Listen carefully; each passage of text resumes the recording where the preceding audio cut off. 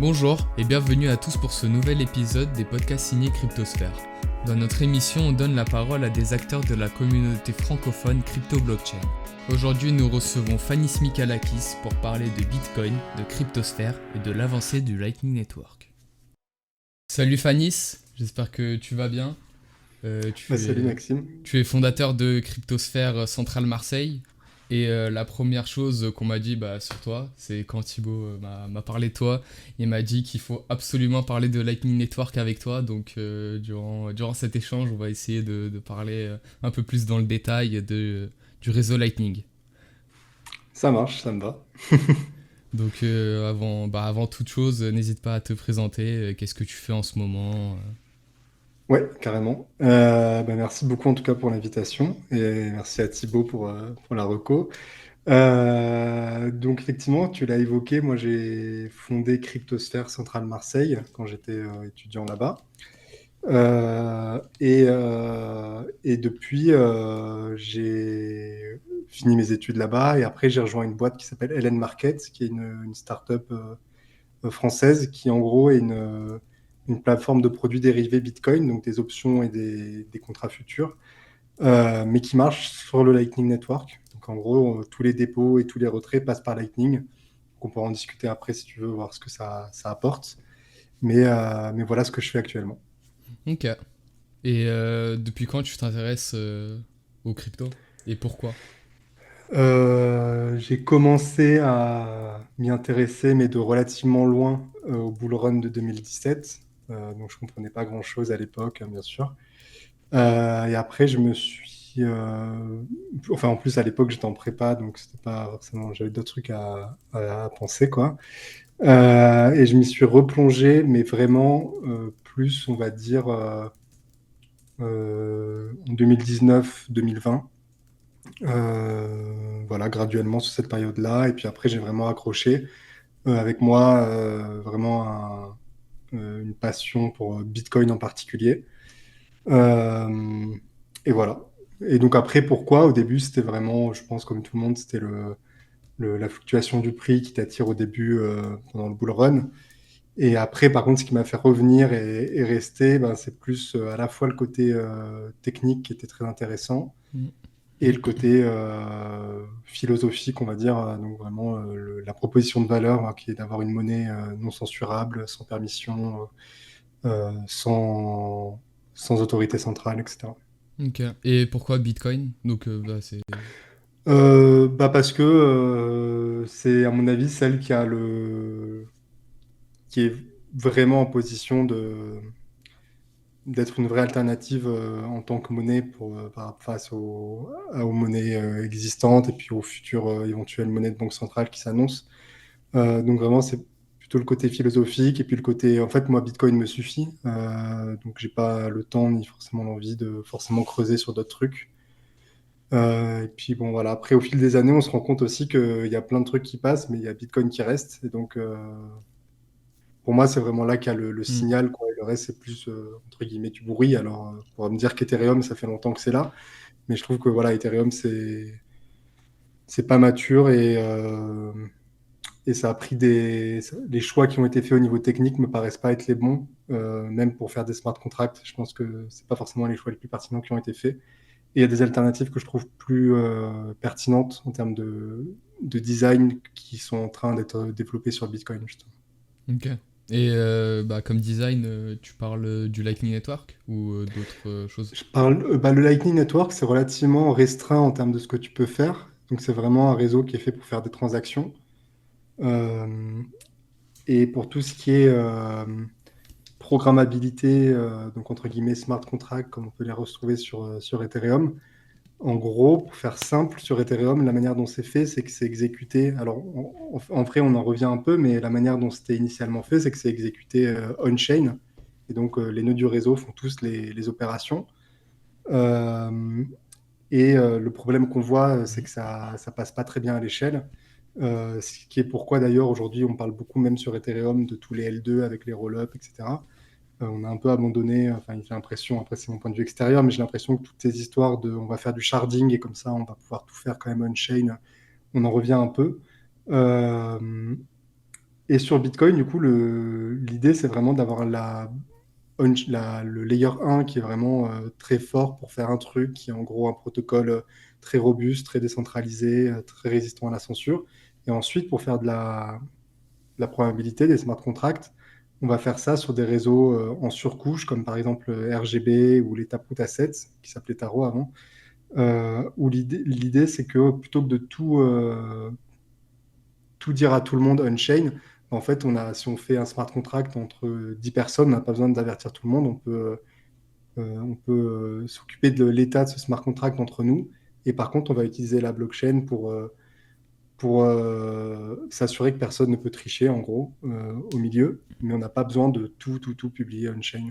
Et surtout, quand tout se passe bien, en fait, on peut même ne rien publier on-chain et tout faire off-chain et vraiment utiliser la blockchain pour régler si jamais il y a un différend qui survient au sujet de l'exécution du contrat, pour venir régler ce différend on-chain. Mais c'est vraiment, faut voir ça comme une espèce de cours de justice, entre guillemets, où on vient régler les différends éventuels. Mm. Et ok. Et comment... bah, déjà, explique-nous ce que c'est le Lightning Network et bah, quel rôle tu joues dans tout ça. Ouais, carrément.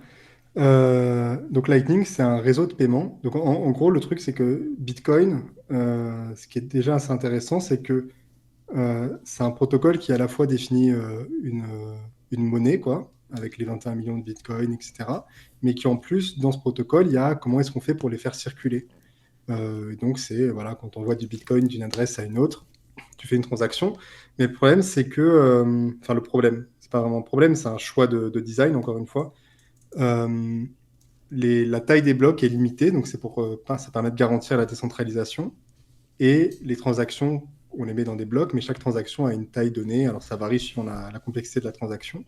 Mais in fine, le résultat, c'est que tu ne peux pas mettre autant de transactions que tu veux dans chaque bloc. Et donc, on peut faire des calculs, voilà, avec des règles de 3, en voyant qu'on peut mettre quelque chose comme 2000, 3000 transactions par bloc et qui est en moyenne un bloc toutes les 10 minutes. On arrive à quelque chose comme 4 à 7 transactions par seconde sur Bitcoin on-chain. Et donc, bien sûr, euh, ça scale pas très bien si jamais on commence à vouloir faire plus de choses.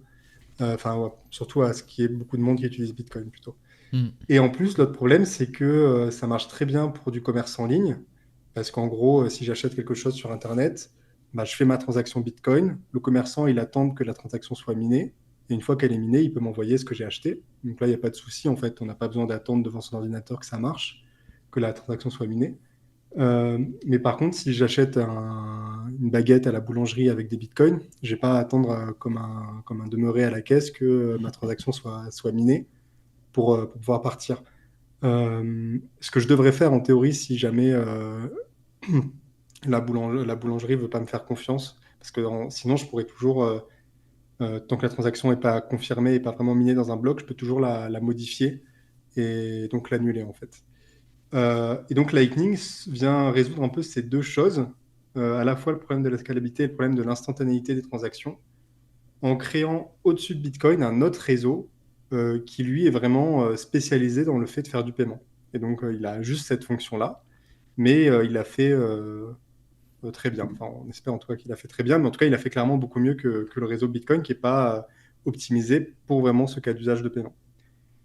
Et pour faire très simple, comment ça marche? Ce qu'on fait, c'est que on, on va, on va faire une première transaction qui a lieu, elle, sur Bitcoin on-chain. Et quand on fait cette transaction-là, on ouvre un canal. Donc, il faut voir ça comme en gros. Et donc, un canal, c'est toujours entre deux personnes. Donc, par exemple, entre toi et moi. Et ce que ça veut dire qu'on ouvre un canal, c'est qu'en gros, on va déposer du Bitcoin on-chain sur une adresse qui est comme un compte joint, comme un compte en banque joint un peu. Donc, c'est une adresse qu'on contrôle tous les deux en même temps. Donc, il faut qu'on soit tous les deux d'accord pour dépenser les Bitcoins qui sont sur cette adresse. Donc, c'est comme si, par exemple, on était en colocation et qu'au début du mois, on se met d'accord pour le budget du mois et on met tous les deux, je sais pas, 500 balles dans une enveloppe. Et comme ça, on sait qu'on peut piocher dans l'enveloppe pour les dépenses du mois, par exemple, quelque chose comme ça. Donc, c'est vraiment, voilà, c'est un compte joint. Et en fait, une fois qu'on a mis les bitcoins dans ce compte joint, entre guillemets, ce que ça fait, c'est que du point de vue du protocole Lightning Network, on abstrait ça comme étant ce qu'on appelle un canal. Il faut comprendre voilà, qu'un canal, c'est une sorte d'abstraction. Et ensuite, une fois qu'on a mis chacun 500 € 500 € dans le canal, au début, il y a 500 € de ton côté et 500 € de mon côté. Et ce qu'on va commencer à pouvoir faire, c'est qu'on va pouvoir commencer à s'envoyer de l'argent l'un à l'autre. Et donc, par exemple, moi, je peux t'envoyer 100 €. Et donc, on va juste le noter chacun de notre côté. Donc, on ne va pas le publier sur la blockchain Bitcoin, on va juste le noter que moi, je t'ai envoyé 100 € et que maintenant, la nouvelle répartition des fonds dans notre canal, c'est plus 500-500, c'est que moi, j'ai plus que 400 de mon côté et toi, tu n'as plus que 600 de ton côté. Et on peut faire des transactions dans un sens et dans l'autre tant qu'on a assez de sous de son côté du canal pour les envoyer. Et ce qui est aussi fort, c'est qu'en plus de ça, si toi, tu as un canal avec quelqu'un d'autre, eh ben, je peux, de manière trustless, passer par toi pour pouvoir envoyer de l'argent à cette autre personne. Donc, je peux, par exemple, si je veux envoyer 50 € à cette autre personne, je t'envoie 50 € sur notre canal qu'on a en commun. Et toi, tu envoies 50 € à cette autre personne sur le canal que tu as en commun avec elle. Et de cette manière, le bilan comptable de ça, c'est que j'ai envoyé 50 € à cette autre personne. Et donc ça, on l'a fait sans du tout passer par la blockchain Bitcoin, à part au moment où on a ouvert les canaux. Pardon. Et donc c'est pour ça qu'on dit que c'est un réseau de canaux de paiement. C'est la définition la plus simple et la plus courte de Lightning. C'est un réseau de canaux de paiement au-dessus de Bitcoin. Et donc on doit faire une transaction pour ouvrir les canaux. Mais une fois qu'ils sont ouverts, on peut faire des transactions avec des personnes avec qui on n'a pas de canal direct, en passant par les canaux d'autres personnes, sans plus du tout passer par la blockchain Bitcoin on-chain. Et après, ce qu'on a, c'est qu'on a le mécanisme pour revenir et récupérer ces Bitcoins on-chain si jamais on a envie. Donc, on n'est pas obligé. Les canaux, ils peuvent rester ouverts pendant des années si on veut. Mais on peut aussi interrompre cette relation qu'on a avec la personne avec qui on a un canal. Et du coup, fermer le canal. Et donc ça se fait au travers d'une autre transaction on-chain. Et donc, si par exemple, on ferme notre canal et qu'au moment où on le ferme, donc on avait commencé avec 500 et moi j'ai plus que 200 et toi maintenant tu as 800 de ton côté. Donc on voit qu'on a toujours les 1000 qu'on avait mis au début ensemble, mais la répartition a changé. Et quand on va fermer le canal, ce que ça va faire, c'est que ça va prendre les bitcoins qui étaient sur notre compte joint là, on-chain, et ça va envoyer 800 à toi et 200 à moi. Et donc comme ça, chacun repart avec ce qui lui revenait dans le dernier état du canal au moment où on l'a fermé. Pareil. Voilà, j'espère que J'avais c'est une, clair. oui, je pense que c'était clair. J'avais une question. Par exemple, tu as expliqué l'exemple, quand tu vas chez la boulangère. Par Ouais. exemple, j'ouvre un canal, je mets 100 €, la boulangère, elle met 0. Et par exemple, je transmets tous les 100 € à la boulangère parce que je suis un client fidèle. Et du coup, la prochaine fois, j'ai plus d'argent. Qu'est-ce qui se passe? Est-ce que j'ouvre un autre canal ou je peux mettre encore dans ce même canal? Ouais, c'est un très bon point.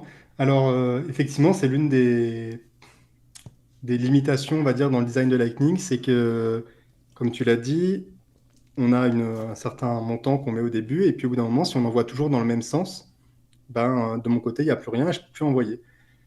Euh, et donc, il y a plusieurs solutions. Donc, il est possible que ça se règle naturellement parce que ta boulangère, par exemple, elle peut aussi faire des achats, elle, et il se pourrait que ça passe par ton nœud à toi parce que toi, tu es connecté à d'autres personnes. Donc, c'est un des moyens que ça se règle tout seul. Et donc, comme ça repousse les bitcoins de l'autre côté, de ton côté. Mais si c'est pas le cas, on a un mécanisme qui s'appelle splicing qui permet, en gros, donc ça demande quand même de faire une transaction Bitcoin on-chain. Mais ce que tu peux faire, c'est que tu gardes le canal ouvert et juste tu vas réinjecter des sous dedans. Ok, donc c'est possible. C'est C'est possible, possible. ouais. Donc Ok. ça, c'était pas possible. Enfin, en gros, c'était quelque chose qui était qu'on savait qu'on allait faire dès le lancement de Lightning. C'est juste que ça a pris du temps parce que il faut développer le truc. En plus, il y a plusieurs implémentations. Donc, il y a une seule spécification sur Lightning, donc un seul standard de référence qui dit comment le réseau marche. Mais après, il y a plusieurs équipes qui développent leurs propres implémentations du réseau. Et donc, ça a pris du temps parce qu'il a fallu, en gros, que tout le monde se mette d'accord sur comment on va le faire. Donc, au début, en gros, jusqu'à il n'y a pas si longtemps, la manière traditionnelle de le faire, c'était de fermer le canal, effectivement. Si vraiment tu voyais que les sous, ils n'allaient pas revenir de ton côté, tu fermais le canal et tu en ouvrais un autre. Mais donc, on voit que là, le problème, c'est que ça fait deux transactions, parce que tu en as une pour fermer et Oh. une pour... pardon, je découvre les réactions sur macOS, j'avais jamais vu celle-là. Donc, tu Magnifique. as deux transactions, une pour fermer le canal qui est maintenant est complètement épuisé de ton côté, il n'y a plus de sous de ton côté, et une autre pour en ouvrir un nouveau. Et là, avec splicing, l'avantage, c'est que tu peux, en une seule transaction, réalimenter le canal existant. Donc en plus, tu gardes ton canal existant, donc c'est pas mal aussi en termes de... euh, comment dire? En gros, c'est plus simple à gérer, on va dire, au niveau du protocole, le fait de garder le canal qui existe, etc. Euh, donc voilà, donc aujourd'hui, c'est possible, effectivement, de... Et tu peux le faire dans l'autre sens aussi, c'est-à-dire que, par exemple, tu avais créé un canal d'une certaine taille parce que tu anticipais que tu allais faire beaucoup de transactions avec tel commerçant, par exemple, mais tu te rends compte qu'au final, non. Bah, tu peux aussi réduire la taille de ce canal, donc enlever des sous du canal. Donc forcément, il faut qu'il soit de ton côté quand même pour que tu puisses les récupérer. Et comme ça, tu peux les récupérer on-chain, mais sans fermer le canal. Donc si tu avais un canal avec 1000 euros de ton côté et que tu sens que tu as besoin que de 500, tu peux sortir 500 du canal et les récupérer on-chain, et comme ça, tu peux en faire autre chose si tu as envie. Et ça se passe comment par exemple, imaginons, j'essaie de te la mettre à l'envers. Par exemple, t'as 800 euros de ton côté et moi 200 de l'autre. Et après, par exemple, tu me donnes... par exemple, tu me donnes une partie de ton argent et après je te le redonne, etc. Et en fait, à un moment, j'avais 800 et toi 800. Mais maintenant, t'as 800 et moi 200. Et je mets la transaction où j'ai eu le plus d'argent. Ça se passe comment? Je sais pas si j'ai mal expliqué, mais je pense que t'as compris. Ouais, ouais, j'ai compris. Bah, en gros, effectivement, ce qu'il faut bien voir, c'est que tout à l'heure, j'ai dit que en gros, quand tu fais une transaction, que je t'envoie des sous qui sont de mon côté du canal et que je les envoie à toi de l'autre côté, en gros, on note chacun de notre côté sur un bout de papier, entre guillemets, qu'il y a eu une transaction. Mais en fait, ce qui se passe pour de vrai, c'est que on crée tous les deux une nouvelle transaction Bitcoin qu'on pourrait publier, mais qu'on ne publie pas tant que tout va bien. Et en fait, cette transaction Bitcoin, c'est elle qui représente l'état du canal à un moment T. Elle le représente comment? En envoyant, si l'état du canal, c'est 300 de mon côté, 700 du tien, c'est une transaction Bitcoin qui envoie 300 à mon adresse et 700 à ton adresse en dépensant depuis le compte joint. Donc c'est vraiment, en fait, ça ressemble à une transaction, c'est la même transaction que celle qu'on utilise pour fermer le canal, mais sauf que tant qu'on ne veut pas fermer le canal, on ne la publie pas et on la garde juste dans le stockage de chacun de notre ordinateur. Et c'est ce qui nous permet de justement garder les comptes et de savoir quel est l'état actuel du canal. Et donc effectivement, comme tu l'as dit, une attaque possible, c'est que quelqu'un soit malhonnête et publie un ancien état, donc pas le dernier état en date, un ancien état qui n'est plus valide, mais qui l'avantage parce que c'est un état où il avait plus d'argent de son côté. Et pour pallier ce problème, ce qu'on fait, c'est qu'on a un système de révocation. Et en gros, à chaque fois qu'on change d'état, donc à chaque fois qu'il y a une transaction qui se passe dans le canal, avant avant de s'entendre sur le nouvel état, on va échanger en gros ce qu'on appelle une clé de révocation. Mais en gros, ce qu'on fait, c'est qu'on révoque l'état précédent, de telle sorte que si toi tu t'amuses à publier cet état précédent qui n'est plus valide, moi je peux publier une transaction qu'on appelle une transaction de justice qui va te punir pour avoir essayé de tricher. Donc alors parfois ça peut arriver que ça soit un bug, c'est pas forcément intentionnel, mais c'est perçu comme une triche. Et donc moi je peux publier une transaction qui vient te punir, et comment elle te punit, c'est en récupérant l'intégralité des sous du canal et en les prenant pour moi. Donc voilà, la punition est assez forte, tu essayes de me voler une partie des sous du canal, et moi je peux te punir en récupérant tout. Et donc c'est un... Comment dire, c'est aussi, faut voir le fait que dans l'idée, c'est pas forcément quelque chose qu'on veut faire à chaque fois, c'est plus une sorte de dissuasion, entre guillemets, c'est-à-dire qu'en sachant quels sont les risques, a priori, il faut vraiment être sûr de son coup pour faire l'attaque, sachant que tu peux être puni de la sorte. Donc après, le seul truc, c'est que euh, la personne qui est lésée, elle a une fenêtre de temps définie pour pouvoir... donc en général, on va dire, c'est quelques jours, 1 à 2 semaines, quelque chose comme ça. Elle a une fenêtre de temps définie pendant laquelle elle peut publier cette transaction de justice. Et donc, si elle ne le fait pas pendant cette période de temps-là, c'est trop tard. Il y a prescription, entre guillemets, même si ce n'est pas vraiment un sujet légal, c'est plus un sujet technique. Mais donc, tant que tu le fais pendant cette période de temps-là, voilà, l'autre, il a vraiment... En gros, si tu veux attaquer quelqu'un et tricher de la sorte, il faut que tu sois à peu près sûr qu'il ne va pas se reconnecter pendant le laps de temps qui est quand même relativement long, puisque c'est quelques jours. Donc j'avais une question sur ça, mais tu viens de me répondre. Si ça a été publié sur la blockchain, du coup, tu peux plus rien faire.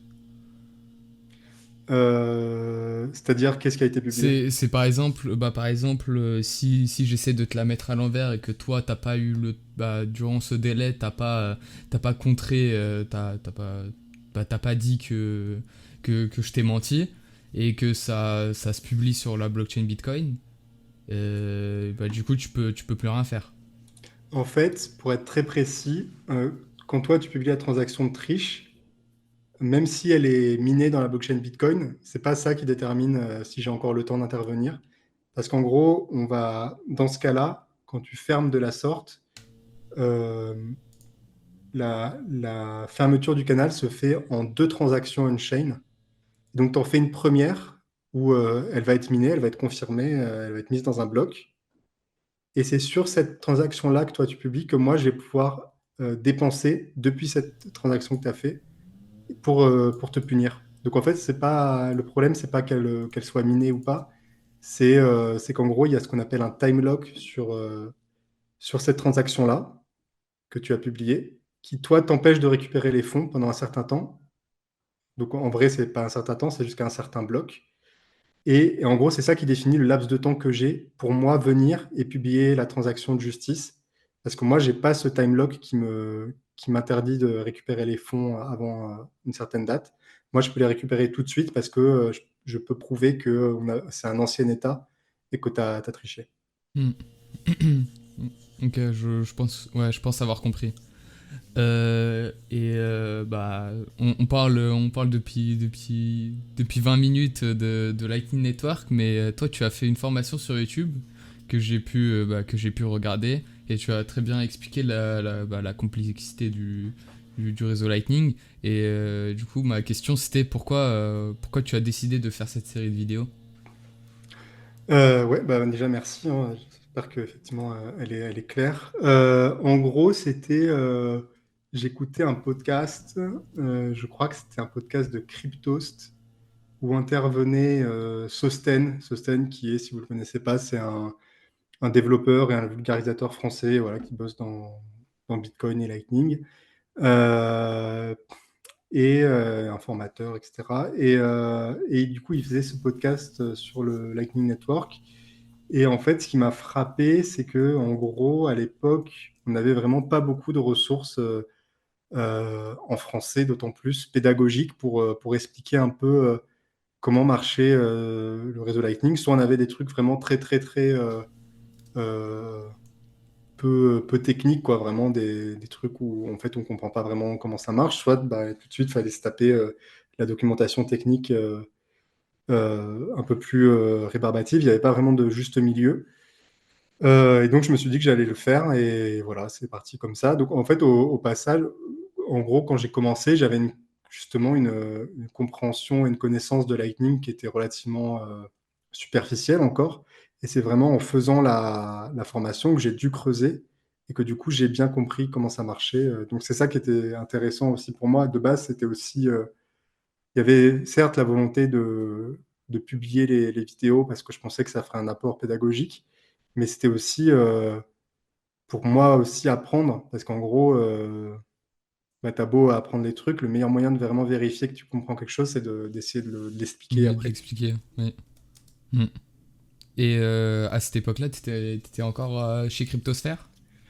Oui, alors j'étais plus ou moins chez Cryptosphère. Alors attends, j'essaie de me souvenir.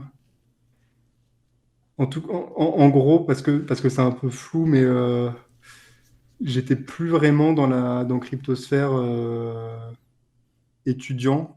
En gros, on était resté avec des gens comme Thibaut, etc. Comme, je sais pas, on va dire des advisors du projet, on va dire ça comme ça.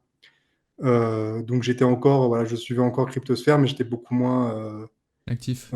actif et voilà, c'était plus du tout moi qui faisais l'animation quotidienne du projet, quoi. Et t'as rencontré comment Thibaut? J'ai rencontré Thibaut parce que je m'intéressais à tout ça. Donc à l'époque, je m'intéressais à la blockchain, tout ça. Donc aujourd'hui, voilà, j'étais encore beaucoup plus large. J'avais une compréhension aussi plus superficielle des choses, je pense. Et je l'ai rencontré. Bah, il y a quelqu'un de central qui a trouvé, qui était intéressé aussi sur le sujet, qui a trouvé qu'il y avait Cryptosphère à Cage. On est allé boire un verre avec Thibaut et d'autres personnes. Et ça a bien accroché. Et donc, on s'est dit qu'on allait lancer Cryptosphère à Centrale Marseille. Et voilà. Et depuis, on se revoit régulièrement avec Thibaut et avec d'autres. Mm. Mais donc, ça a commencé comme ça. Bah hier, j'ai eu Emmanuel Marquette Ouais, et trop bien. il m'a un peu raconté toute votre histoire et c'était grave sympa. Et il m'a dit que du coup, toi, tu as créé Cryptosphère Centrale Marseille avant Cage, je crois. Non, Non, avant, non, Cage Oui, il y avait était Cage et là bien après il y avant, ouais. avait Centrale Marseille et Rennes. Alors, Rennes, c'était même là avant. Alors, je vais peut-être dire une bêtise, mais il me semble qu'effectivement, dans l'ordre, il y a eu Cage, Rennes, et après, nous qui sommes venus. Mais quand on est arrivé, Rennes, je pense que ça faisait déjà au moins 6 mois, si ce n'est plus, Ok. que ça existait. Je pense même plus, peut-être un an carrément. Euh, et après, il y a eu IMT, EBS à Paris, je crois hein, que c'était dans ce sens-là. Et Ok. après, il y a eu plein de trucs de Vinci, etc. Je sais plus après dans quel ordre ça s'est fait, tout ça. Oui, après, il y en a beaucoup qui sont arrivés, donc c'est un peu plus compliqué. Et pourquoi tu as décidé de créer cette antenne? Tout simplement pour partager ce sujet qui m'intéressait et puis pour voir aussi, je sentais vite fait qu'il y avait peut-être quelques autres personnes qui étaient intéressées. Et donc ça permet de fédérer un peu, de se retrouver, de pouvoir en discuter ensemble, parce que sinon c'est un sujet où si on est tout seul à être intéressé, à lire des documents, regarder des vidéos, etc., sans pouvoir en discuter après, parfois ça peut être un peu frustrant. Et donc voilà, c'était un peu ça le but. C'était à la fois d'avoir une communauté dans Centrale et puis aussi de pouvoir plus facilement organiser par exemple des formations à Centrale. Ce qui aurait pu être compliqué par exemple si on avait juste gardé l'antenne à Mm. Cage. L'avantage d'avoir une association centralienne, c'est que c'est plus simple pour récupérer un amphi pour faire une conférence, etc. Ok. Et comment les recrutements se sont passés puisque Emmanuel il m'a dit au début de son côté à Paris au début ils étaient 7 et après à l'année suivante ils étaient beaucoup plus nombreux et de tout côté ça s'est passé comment? Un peu pareil au début, mais pas après à la fin. C'est-à-dire que, et en plus, je suis pas beaucoup comment ça se passe maintenant à Centrale, pour tout avouer. Mais ce qui est sûr, c'est que c'est pas une antenne, j'ai l'impression, qui a décollé. IMTBS, par exemple, ils ont vraiment une croissance énorme. Nous, on est resté, j'ai l'impression, beaucoup plus petit groupe, voilà, jusqu'à d'une dizaine d'étudiants à peu près. Là où IMTBS, vraiment, ils ont grandi je peux pas dire de bêtises, mais je crois ils sont arrivés à une cinquantaine, quoi. Euh, donc voilà, ça reste une association plus confidentielle, plus petite, enfin une antenne plus petite à Marseille. Et effectivement, voilà, je pense que c'est important de trouver un responsable d'antenne qui sache insuffler vraiment une grande dynamique et y passer vraiment beaucoup de temps sur vraiment le côté trouver des nouvelles personnes, motiver tout le monde, etc., avoir une bonne dynamique, ce que moi, j'ai objectivement pas forcément su très bien faire. Alors que Manu, par T'étais exemple, président? ouais, j'étais président. Et en fait, voilà, j'étais pas forcément. C'était pas, je pense, le bon rôle pour moi. Moi, je suis plus. Je suis pas vraiment forcément dans l'animation et je suis plus dans euh, la vulgarisation, entre guillemets, mais vraiment toute l'émulation, je suis pas forcément très bon pour ça, en fait, à vrai dire. Voilà. Donc c'est pour ça que l'antenne aujourd'hui, je pense, est encore assez petite comparée à d'autres. C'est parce que voilà, je pense que dès le départ, en fait, on a manqué un peu de, euh, d'une bonne émulation. Alors après, ça ne veut pas dire qu'on faisait rien. Il y avait des conférences qu'on faisait et vraiment, on s'est beaucoup. Le petit groupe qu'on était, on s'entendait très bien et c'était très cool et tout. Mais on n'a pas eu le même rayonnement et la même capacité à vraiment recruter après. Alors après, il y a peut-être un sujet aussi de, d'implantation, c'est-à-dire que Bitcoin et les cryptos, je pense, c'est encore beaucoup perçu comme un sujet d'abord financier avant d'être technique. Et donc, il y a peut-être une plus grande appétence dans les écoles de commerce que dans les écoles d'ingénieurs, mais je sais pas. Et c'est vrai qu'il y a MTBS, ils ont ce côté intéressant qu'il y a Il y a à la fois la partie école de commerce et la partie école Mm. d'ingénieur qui vraiment sont sur le même campus. Donc ça fait une émulation qui est assez cool, je pense, pour leur projet. Ok. Et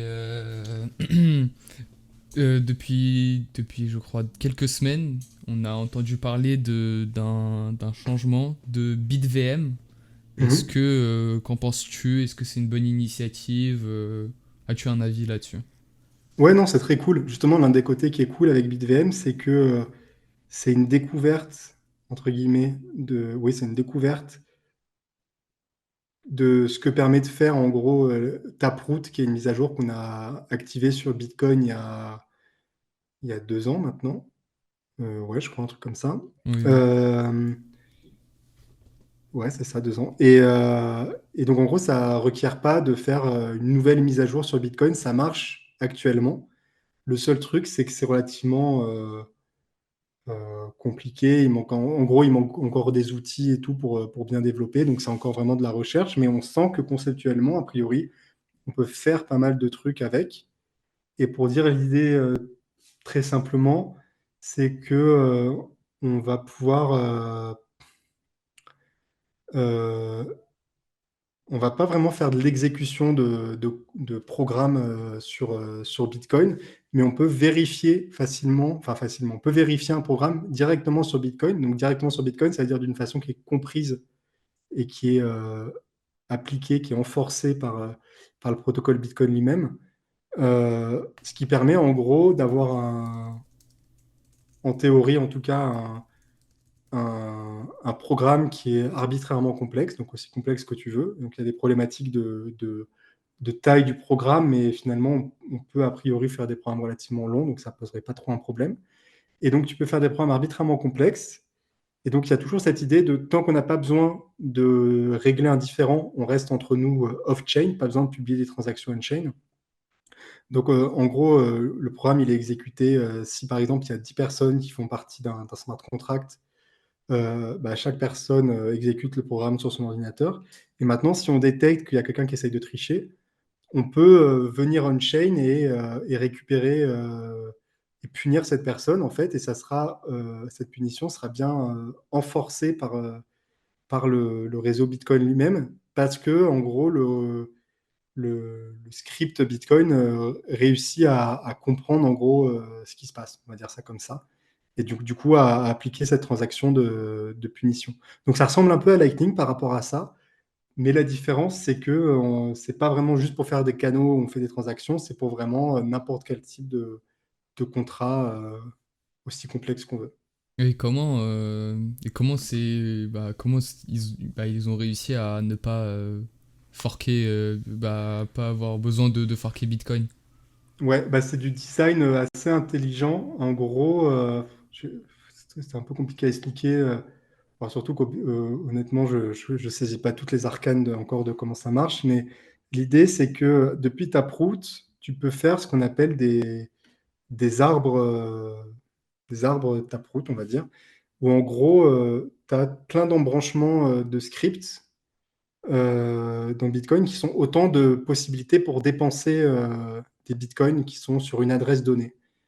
Euh, Euh, et donc, en gros, ce que tu vas faire, c'est que tu vas carrément coder des portes logiques. Donc, les portes logiques, c'est vraiment la base de l'informatique, quoi. C'est les transistors, quoi. Le courant passe ou le courant ne passe pas. Et après, en mettant ça bout à bout, tu peux coder les et, tu peux coder les ou, tu vois, les et les ou logiques. Hmm. Et donc, en gros, tu vas faire des circuits avec des portes logiques directement dans l'arbre Taproot. Et, euh, et c'est avec ces circuits logiques-là que tu codes les programmes. Donc après, en fait, ça veut dire que c'est pour ça, c'est là où je dis qu'on manque d'outils, c'est que c'est une manière de coder qui est radicalement différente voilà, c'est pas du Solidity où finalement ça Hmm. ressemble pas mal à à un langage de programmation relativement haut niveau. Là, c'est vraiment, tu dois faire des circuits et en plus, la manière dont tu les fais permet d'optimiser l'espace que tu vas prendre dans les blocs on-chain, etc. Donc c'est encore vraiment un truc très nouveau encore, etc. Mais en gros, c'est ça l'idée. Et après, on n'utilise que ce qu'on appelle des opcodes, donc des fonctions qui existe déjà dans le script Bitcoin. Et donc, c'est pour ça qu'en fait, on n'a pas besoin de faire une mise à jour supplémentaire.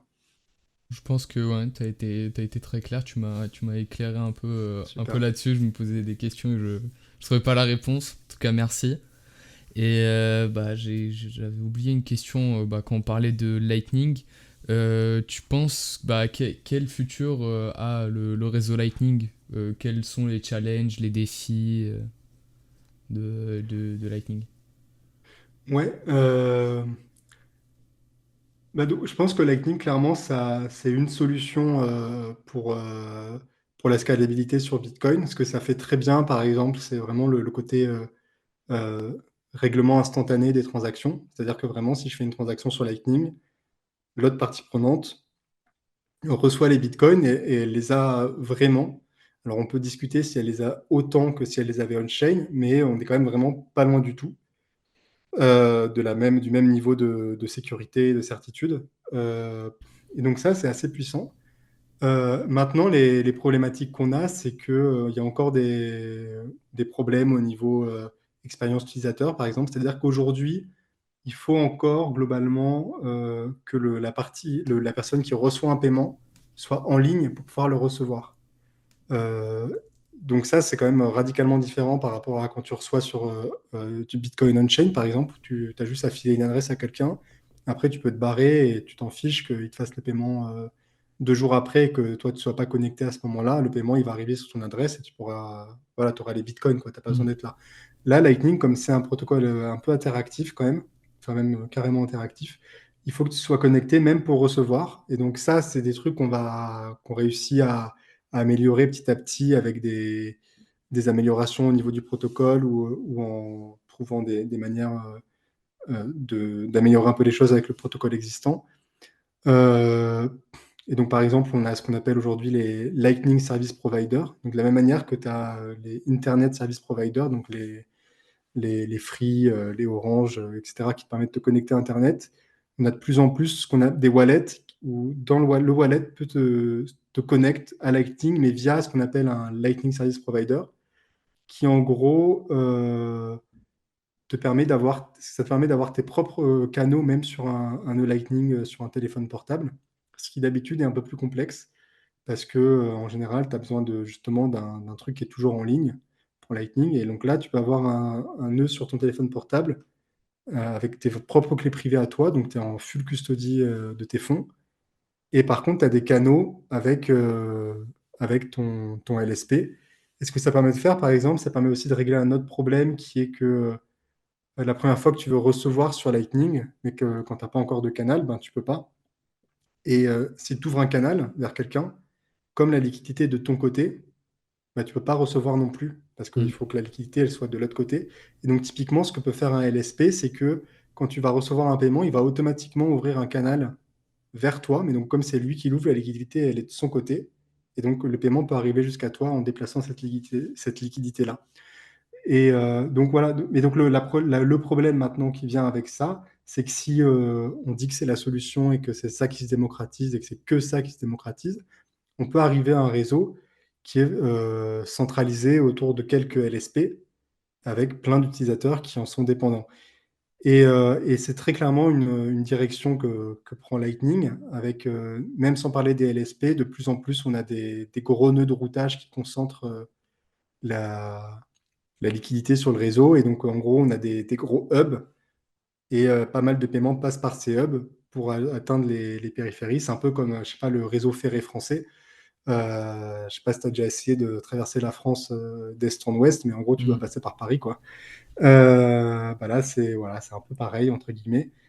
Alors, c'est pas très grave dans la mesure où on peut par contre facilement construire ses propres voies ferrées. Donc, si jamais ça commence à devenir un problème, cette tendance à la centralisation parce qu'il y a des acteurs qui sont en position monopolistique et qui commencent à censurer des transactions, par exemple, ben, on peut toujours déployer d'autres canaux pour les contourner.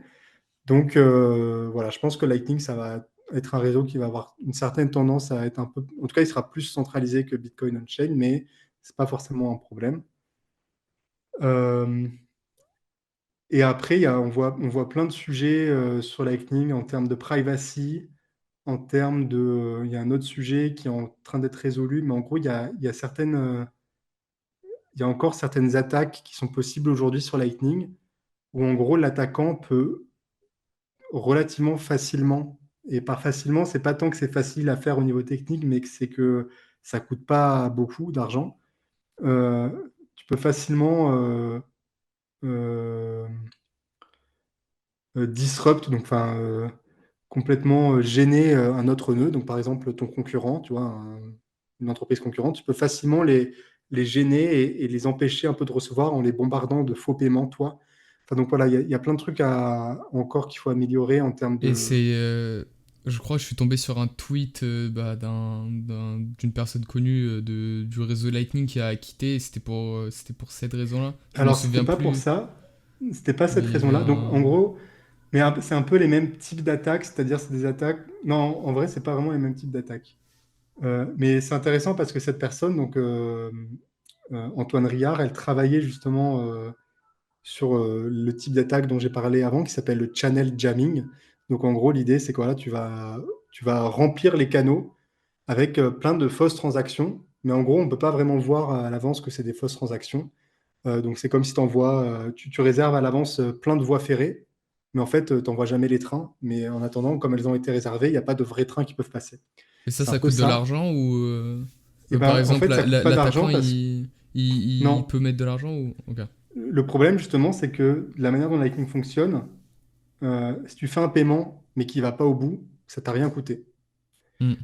Donc c'est comme si tu pouvais réserver un créneau pour faire passer ton train sur une voie ferrée, mais En ça fait, te coûte rien ton tant que train, tu il fais vient pas pas. vraiment passer ton train. Ok. Exactement. Et donc ça, c'est ça qui est le problématique, en fait, c'est que ça coûte rien. Et donc il y a des travaux aujourd'hui qui, en gros, sont là pour adresser ce problème, qui se divisent en deux grandes catégories. Il y en a une qui est de dire on te fait payer même si ton paiement échoue. Le problème, c'est que c'est pas super user-friendly, parce que quand ton Oui. paiement échoue, t'as pas envie de payer, quoi, même si ça peut se faire sur d'autres trucs. Par exemple, sur Ethereum, sur un smart contract, tu payes des gas fees, même si ta transaction n'a pas permis de faire ce que tu voulais faire.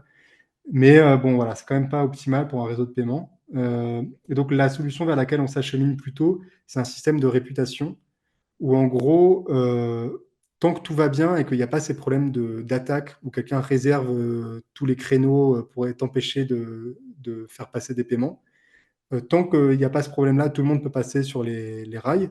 Mais quand ça commence à devenir encombré et qu'il y a ces problèmes-là, eh ben, tu vas prioriser d'abord les trains qui viennent de nœuds pour lesquels toi, tu as, tu penses qu'ils ont une bonne réputation. Oui, ok. Voilà, ils ont un bon score, et donc c'est un score local. Donc c'est toi, par rapport à l'historique passé, tu penses que ce nœud-là, en général, il fait passer des vrais trains et il essaie pas de t'attaquer. Est-ce que c'est Et possible qu'il y ait par exemple un classement général euh, ou c'est plus complexe? bah, comment dire, ce serait techniquement rien ne l'empêche, mais ce serait vraiment c'est pas du tout la voie qui a été choisie parce que niveau privacy, c'est pas Ok. souhaitable d'avoir ce type de truc-là.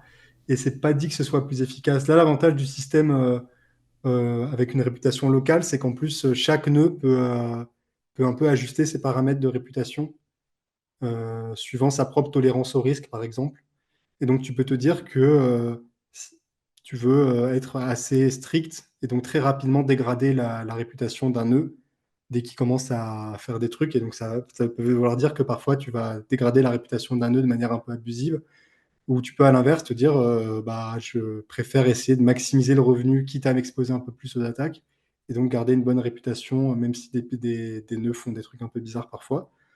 Donc comme ça, chaque nœud peut vraiment ajuster ça soi-même. Et après, la réputation, elle est locale, mais elle est transitive au sens où tu connais le score de réputation. Donc tu as un paiement qui passe par un nœud, mais il est venu d'un autre nœud avant et il arrive à toi. Donc toi, tu connais pas le nœud d'avant, mais le nœud, donc il y a trois nœuds, hein, pardon, c'est pas du tout précis, très clair ce que je dis. Il y a A, B, C. Et donc toi, tu es C, il y a B, et le paiement, il vient de A, et ça se trouve, il vient d'encore plus tôt, mais tu ne le sais pas. Euh, et donc, ce que tu sais pas non plus que ça vient de A, mais quand B il t'envoie le paiement, ce que tu sais, c'est que tu sais si toi tu fais confiance à B, donc tu connais le score de réputation que toi tu attribues à B, Et aussi, B, il te dit, moi, j'attribue tel score de réputation à A, mais il te dit pas que c'est A, il te dit juste que, voilà, j'attribue tel score de réputation Par à là d'où exemple, vient le paiement. le train, il part. Là, c'est l'exemple du train. Il part de Marseille et il va jusqu'à Cannes. Le chauffeur de Cannes, il dit oui, celui de Marseille, il est fiable. Et il va à Nice et du coup, celui de Nice, il sait que celui de Marseille est fiable. Exactement, c'est ça. Et en gros, ce qu'il peut se dire, c'est qu'il se dit, je fais confiance au mec de Cannes, et il a l'air de faire confiance au mec de Marseille, Donc donc c'est pourquoi bon. je dois pas lui faire confiance? Exactement. Et Ok. donc, il y a à la fois ce côté réputation locale, mais elle est transitive, euh, de proche en proche, comme ça. Et donc, voilà, c'est la solution c'est l'une des solutions, en tout cas, qui me paraît être. Bon, après, je suis pas. Faudrait voir vraiment ce qu'en pensent les développeurs Lightning, mais j'ai l'impression que c'est plutôt celle qui a l'air d'avoir les faveurs de la plupart de la communauté aujourd'hui pour régler ce problème, qui est un problème qui pourrait être, enfin, c'est un vecteur d'attaque qui pourrait être utilisé aujourd'hui.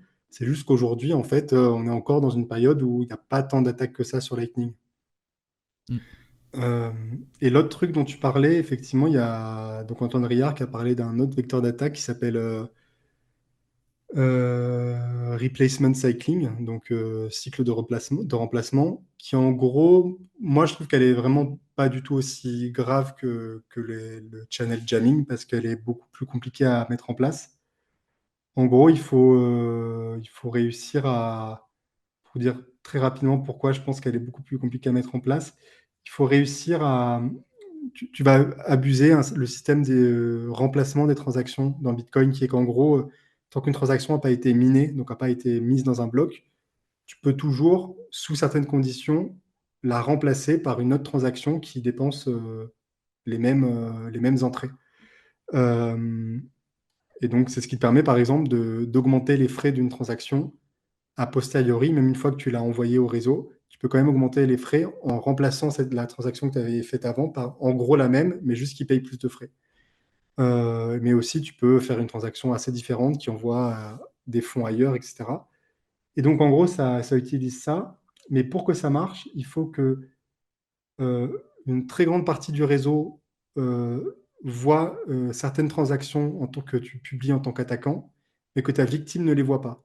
Donc, il faut que tu arrives à complètement éclipser ta victime de telle sorte qu'en fait, elle voit pas du tout ce qui se passe, elle voit pas du tout le même pool que les autres nœuds.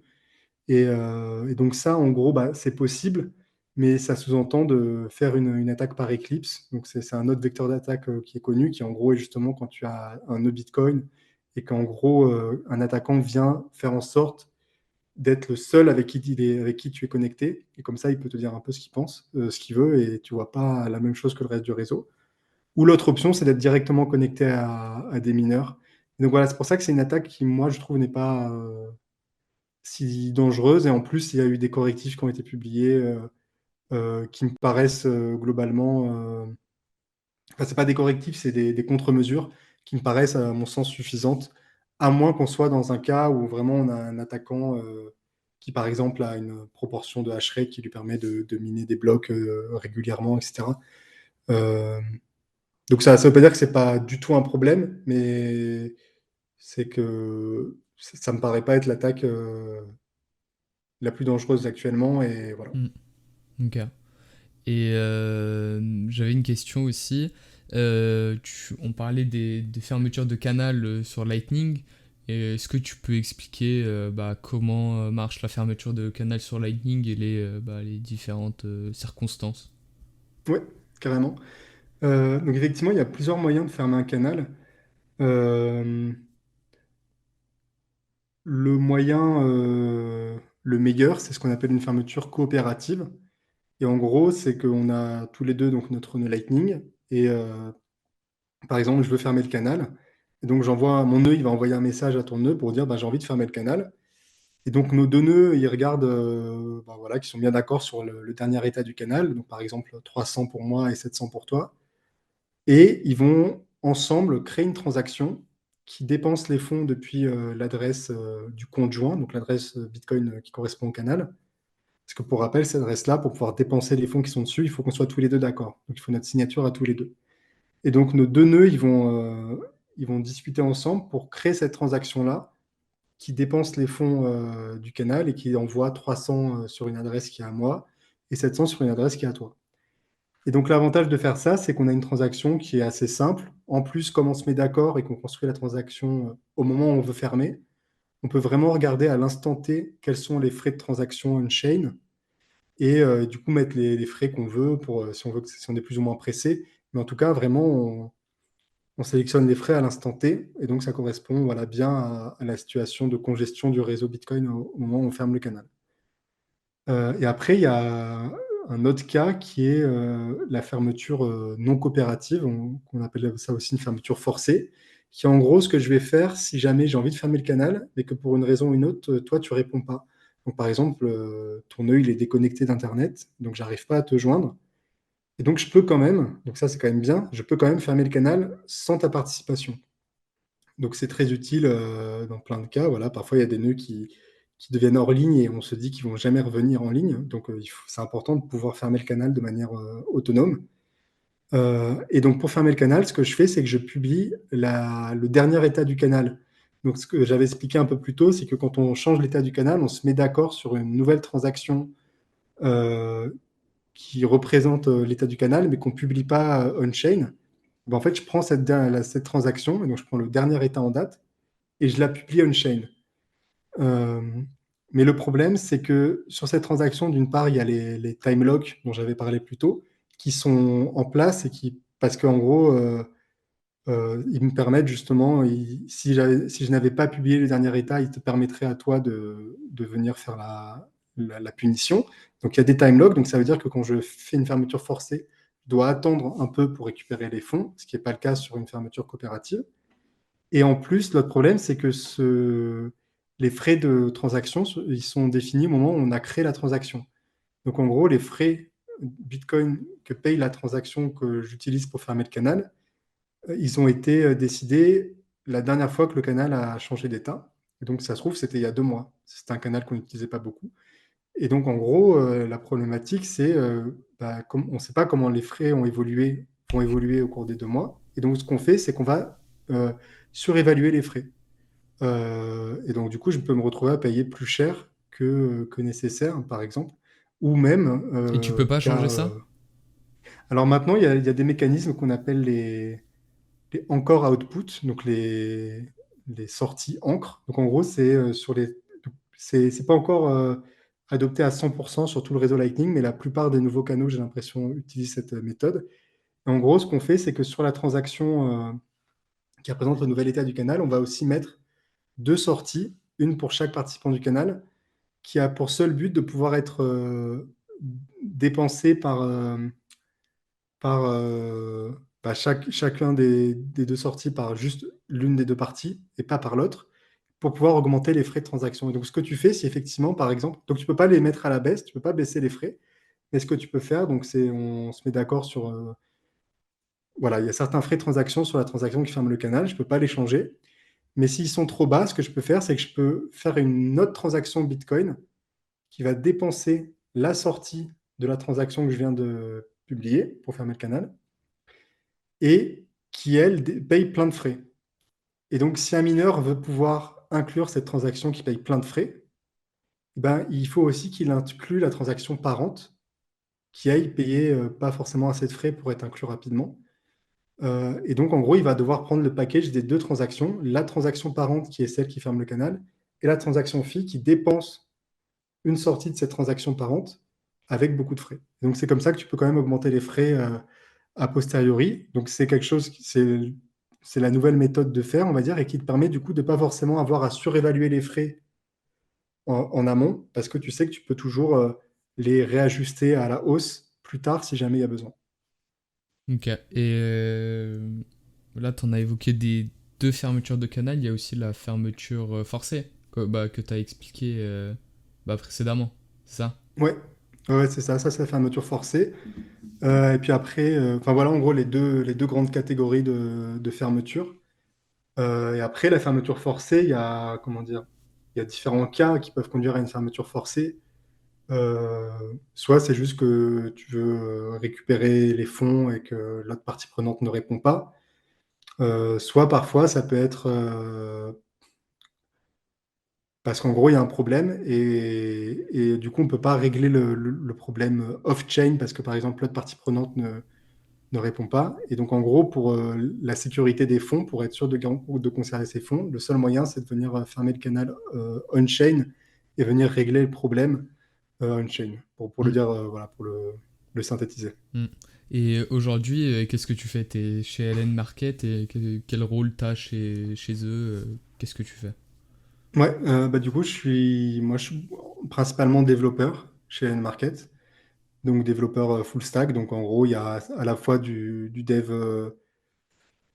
classique pour une plateforme de trading, donc voilà, à la fois du web et du back-end, etc. Et puis, en plus de ça, voilà, il y a aussi ben, l'interaction avec le réseau Lightning, donc gérer, par exemple, les dépôts, les retraits, etc. Sur Lightning. Voilà. Et aussi, j'écris la newsletter de Hélène Market, qui est une newsletter qui paraît toutes les semaines sur ben, les dernières nouvelles dans l'écosystème Lightning. Voilà. Mm. Et que fait LN Market? C'est quoi le projet? Je connais pas du tout. Ouais, ben, très bonne question. Hélène Market, en gros, c'est une plateforme de produits dérivés. Donc, je sais pas si tu étais familier avec ce que c'est les produits Mm, dérivés. oui. Donc, des futurs et des options euh, qui utilisent le Lightning Network. Donc, en gros, nous, nos utilisateurs, ils arrivent, ils ont déjà du Bitcoin. Ils vont pouvoir acheter des contrats futurs ou des options. Donc en gros, pour le dire simplement, c'est des produits dérivés qui te permettent en gros hein, de parier à la hausse ou à la baisse sur le prix en dollars de Bitcoin. Ou bien tu peux dire, par exemple, tu peux aussi l'utiliser pour te prémunir, par exemple, par rapport à- enfin, comment dire, tu peux aussi une option, par exemple, ça te donne le droit d'acheter Bitcoin à un prix euh, connu à l'avance à une date ultérieure. Donc, par exemple, si tu anticipes que Bitcoin va monter, qu'actuellement il est à 24 000 et que tu penses qu'il peut monter d'ici la semaine suivante jusqu'à 28 000, tu peux acheter une option qui te donne le droit la semaine prochaine de l'acheter à 25. Et si c'est bien le cas, ben, tu peux empocher la différence. En gros, c'est ça, par exemple, des options. Les futurs, c'est globalement la même idée, etc. Et donc, nous, on est une plateforme de trading de ce type de produit-là, où les utilisateurs, ils arrivent avec des bitcoins sur Lightning ou on-chain, mais bon, initialement, c'est vraiment Lightning, c'est là où c'est intéressant. Euh, et donc, ce que tu peux faire, c'est que tu identifies une opportunité de trading, ou bien tu veux faire un trade pour te hedger, par exemple. Tu as zéro argent sur la plateforme. Euh, pour ouvrir ton trade, tu vas juste envoyer exactement le montant qu'il faut pour ouvrir le trade. Donc, tu as ton wallet Lightning avec tes propres clés privées. Tu envoies les sous, exactement le montant qu'il faut pour payer ce qu'on appelle le margin, donc le montant qu'on te demande de payer pour ouvrir le trade. Tu fais ça, à ce moment-là, tes fonds ils sont sur la plateforme. Et après, dès que le trade il est fermé, donc soit parce que tu as été liquidé ou soit parce que tu étais en positif et que tu as décidé de fermer le trade, tu peux instantanément prendre les fonds et les réenvoyer sur ton wallet à toi, ton wallet externe, où tu as tes propres clés.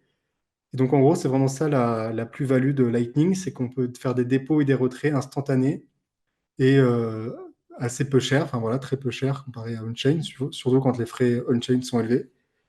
Et donc ça, pour les traders, c'est intéressant parce que sinon, le schéma classique dans lequel ils se retrouvent, c'est de devoir laisser leurs sous sur la plateforme pour être sûr qu'ils soient disponibles quand ils en ont besoin. Surtout qu'on-chain, souvent, tu dois attendre bah, au minimum une confirmation, mais parfois deux, trois, voire six confirmations, donc parfois plus d'une heure avant de pouvoir utiliser tes fonds. Alors que là, avec Lightning, tu n'en as pas du tout sur la plateforme et instantanément, tu peux les déposer et les utiliser. Donc ça utilise les canaux Lightning Ok. Ouais, Et, ouais, ouais, exactement. et donc vous utilisez un wallet spécial ou une app Non, non, bah, en gros, tu peux vraiment utiliser n'importe quel wallet Lightning pour déposer des fonds et les retirer sur et depuis LN Market. Et c'est quoi les wallets les plus pertinents en général pour Lightning? Moi, j'aime beaucoup Phoenix, Ok. donc Phoenix, qui est développé en plus par une entreprise française qui s'appelle A5 Oui, c'est et ça. qui est très bien parce que c'est un wallet qui est self-custodial, donc tu as tes propres clés privées, tu as tes propres canaux, donc tu es complètement en contrôle de tes fonds. Et c'est ce que je disais plus tôt, c'est un wallet qui fonctionne avec un LSP, donc un Lightning Service Provider, qui ici est A5.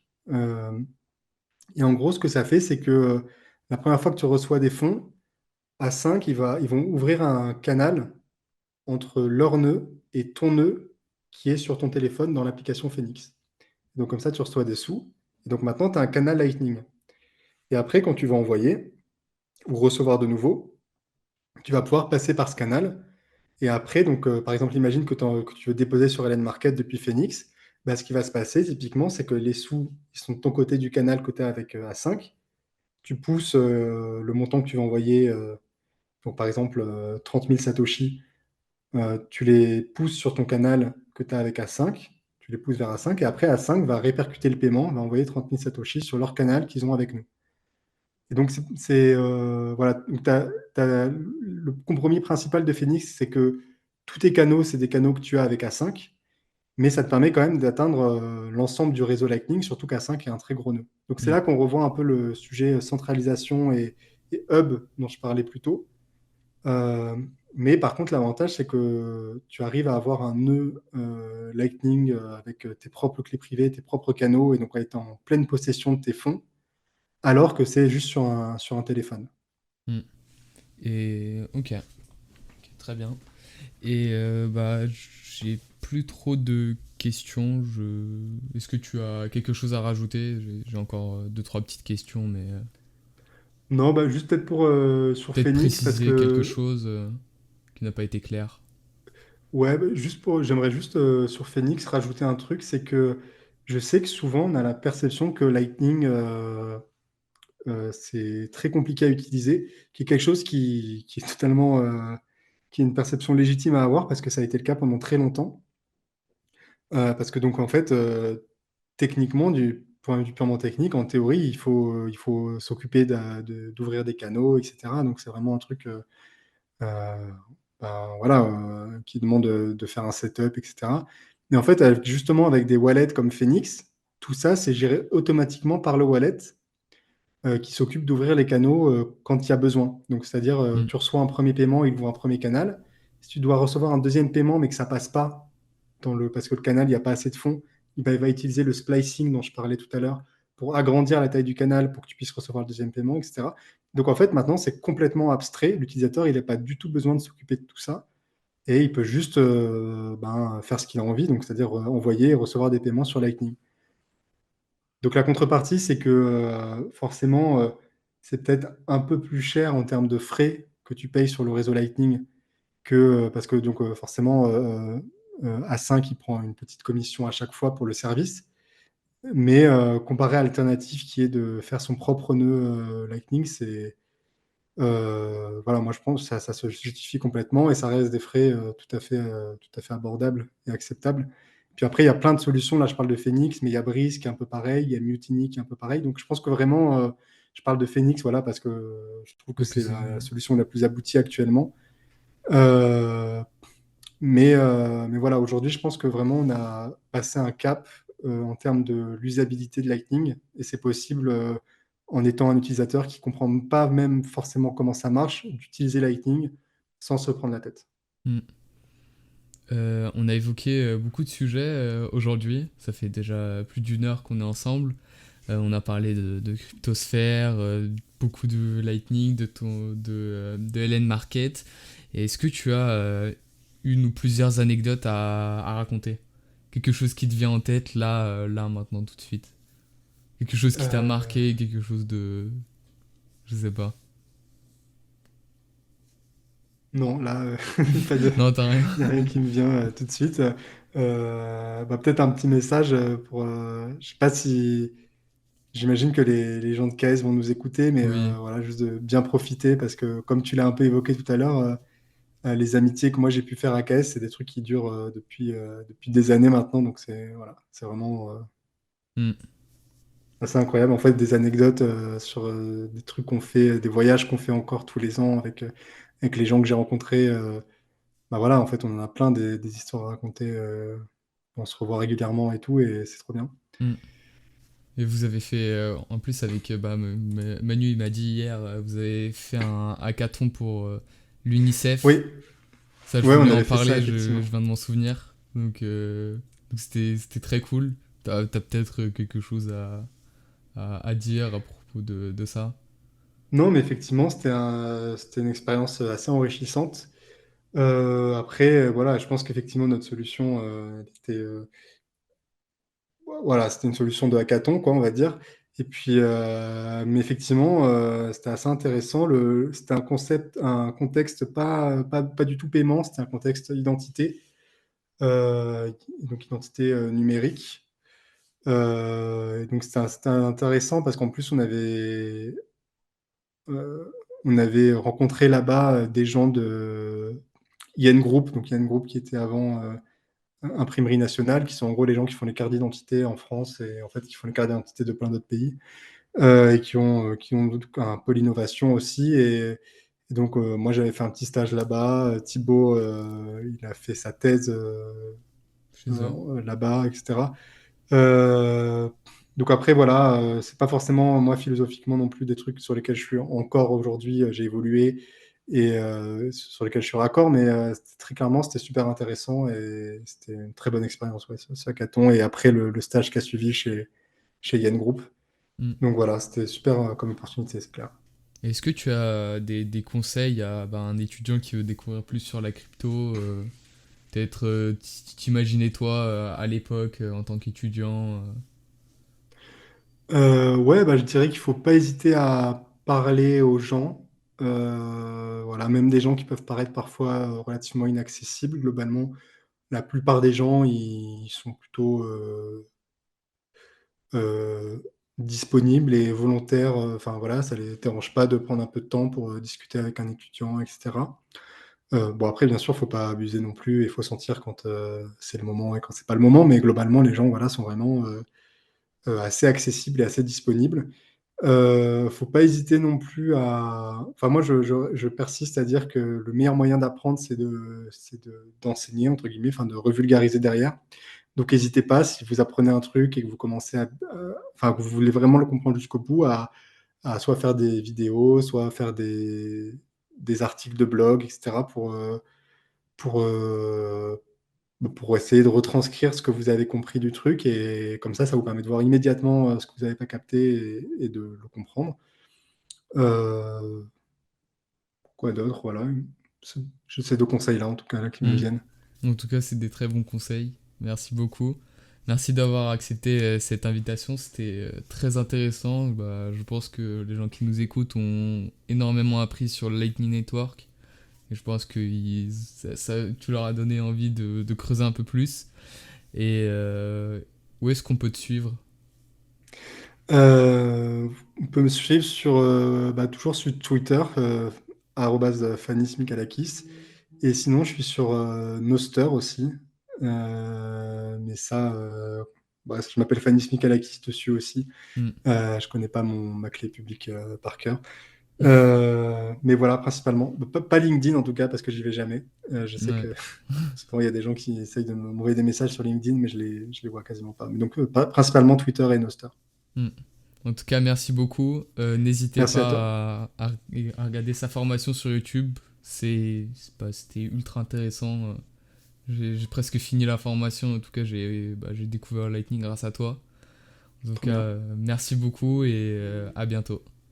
Ben, merci beaucoup pour l'invitation. Ça m'a fait très plaisir.